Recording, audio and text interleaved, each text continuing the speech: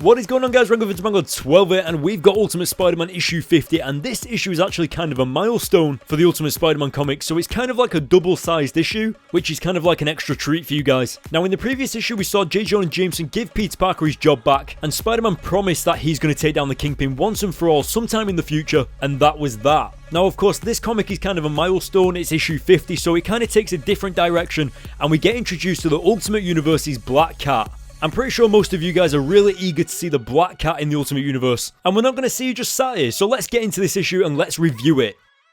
Something that I should probably start off with is by letting you guys know that Black Cat actually does have something called luck powers. And what I mean by that is, pretty much every time she goes near someone or if she's in someone's presence, they tend to have bad luck. Obviously that sounds really weird and it kind of sounds like a really strange power to have, but it is true, Black Cat genuinely does have the power to give people bad luck. A good example of this is, say, Spider-Man will be running across a rooftop and literally Spider-Man will fall on his face because he tripped up. Now, since when does Spider-Man ever trip up? It's actually a really complicated power to understand because you kind of just like, wait, is that her making it bad luck or is that kind of just happened because it happened? Well, you'll get what I mean in the future of the comic, but right now we got Black Cat on screen, and of course, one thing that I love about the first few pages of this comic is that there is absolutely no dialogue at all. Like, seriously, Brian Michael Bendis must have had like the easiest time writing this comic because he never had to write any of the dialogue. Obviously, he would have had to tell Matt Bagley about the story and like what art to draw and how to draw it, etc. But as far as the dialogue goes, he didn't really have to do anything.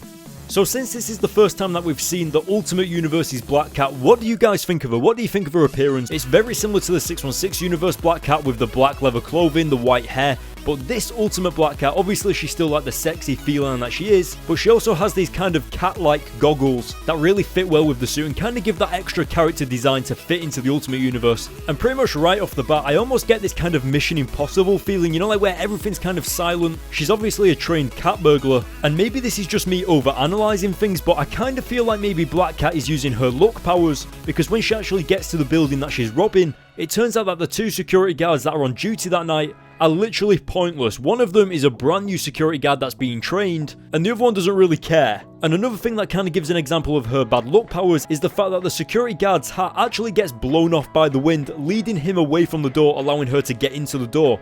Now that's just an example of what her luck powers actually do for her. Now, of course, this is what I mean by saying that Black Cat's bad luck powers kind of don't make sense. Like, you're not too sure whether it's because of her or whether his hat genuinely just got blown off by the wind. The same goes for this cleaner working in the building. She's literally just pushing a trolley and the next minute the buckets fly up in the air and spill all over her. So again, I don't know whether you've noticed, but there is still no dialogue coming from Black Cat. The only dialogue we've seen so far is literally from the cleaner and the two security guards downstairs. Or at least the one on the roof as well. Almost like putting across the idea that Black Cat is all about finesse, she's all about getting the job done. And of course, it looks like she knows what she's doing, especially because she hasn't even been seen. They don't even know that she's in the building yet, and it's all about her expertise. So anyway, you're probably asking yourselves, what is it that Black Cat is actually stealing?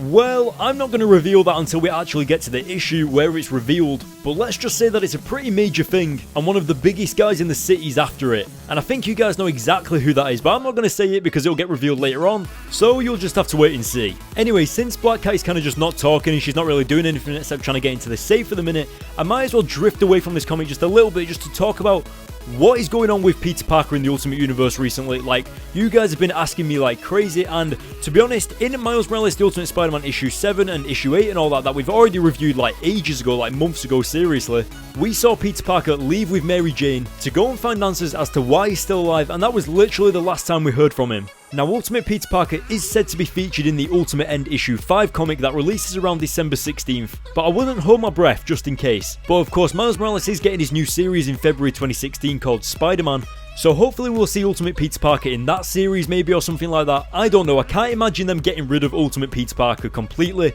Like, obviously they've already done it, but I can't imagine them bringing Peter Parker back just to kind of kill him off again. That would kind of be pointless, but yeah, there's your answer for you guys that have been asking what is going on with Ultimate Peter Parker. The truth is, we still do not know. But now that we've got that out of the way, we can go back to this comic, and as you can see, the security guards have come up because they've realised somebody is in the building, and you can see Black Cat's bad luck powers kicking in right here when a security guard actually trips up and accidentally fires his weapon out of the window. Well, technically it bounces off the window and hits the ceiling and sets off the sprinklers, but you get what I mean. But anyway, within a matter of seconds, Black Cat hightails it out of there. See what I did there? Cats, hightails, tails. Bad joke again. So finally we've got to the section of the comic where Spider-Man finally meets her for the first time, and you can just straight up tell by his blatant reaction that he was definitely surprised to see her. It's a bit of a drastic change going from fighting someone who smells like kitty litter, aka Kraven the Hunter, to going up against a feline cat burglar who is also one of the sexiest characters in the Spider-Man universe.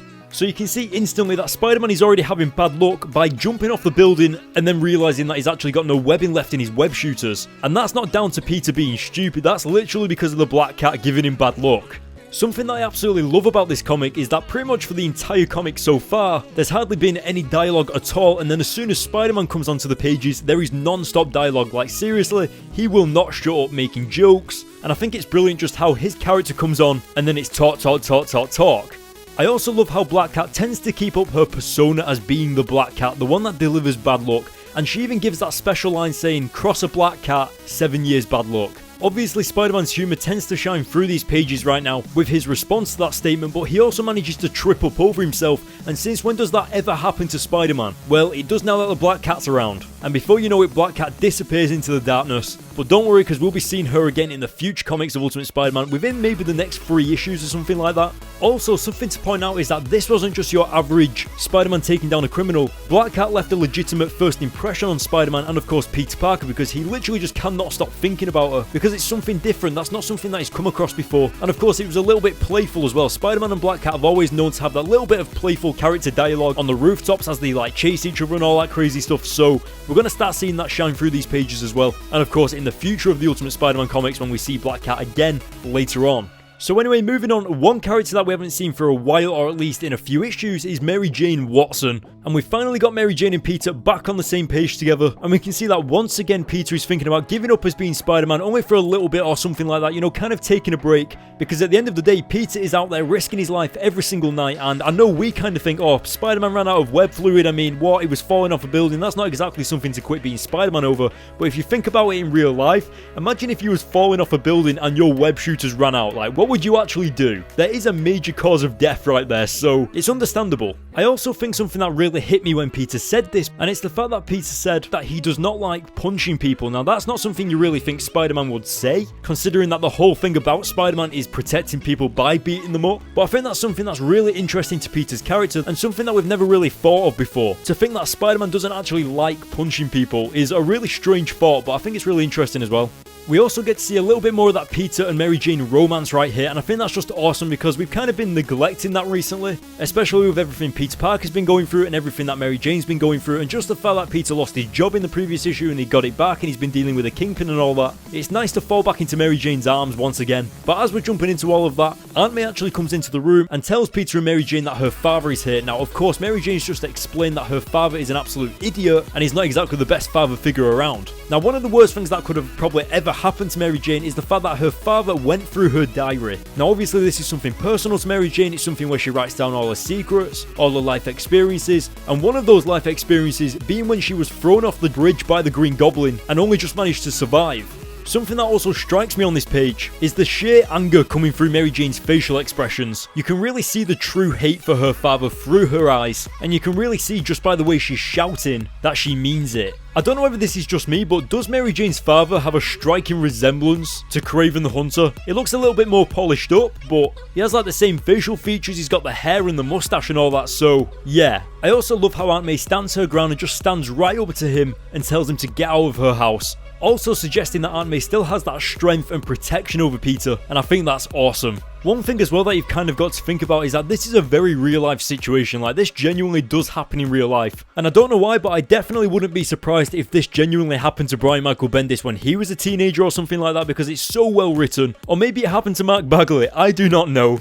But just the way it's written and just the way that it's presented is so well done. And we can very much tell that the bridge incident that happened to Mary Jane traumatized her beyond limits. And all these months later, all these issues later, it's still being brought up over and over and over again. And once again, Peter Parker Spider-Man is on the news, said to be working with the Black Cat. And it just seems that Peter cannot catch a break at all being Spider-Man recently. And just like most of the Ultimate Spider-Man comics, this one also lives up to the incredible ending. Just kind of leaving it on a cliffhanger, but also leaving it on kind of like a little bit of a joke. And just the way he says that the 7 years bad luck starts right now is brilliant. But that is the end of the issue, guys. That is the 50th issue of Ultimate Spider-Man. Now, obviously, by now, I would have hoped to at least be on like issue 90 or something like that, but due to my university work and everything else, I haven't been able to get these Ultimate Spider-Man reviews out as often as I should have. But as we get closer to Christmas, I finish uni for Christmas, and then I can just blitz out all these videos over Christmas holidays and everything like that. So hopefully we'll make some progress within the next coming weeks. But until then, guys, what did you think of this issue? What do you think of us finally reaching the big 5-0? And what did you think of Black Cat? Let me know in the comment section below. Now, obviously, it's time to give my final verdict, and I'm going to give this issue a 9 out of 10. Also, if you haven't yet, go to the links in the description to follow me on Twitter and Facebook for all the latest in comic book news and updates, and to also hear about the updates on my videos as to whether the one's being uploaded today, and whether there's more Ultimate Spider-Man videos coming tomorrow, etc. And of course, you can follow me on Instagram to see what I'm doing in my free time when I'm editing these videos. And last but not least, hit the subscribe button for more, hit the like button for more, and I will see you all next time.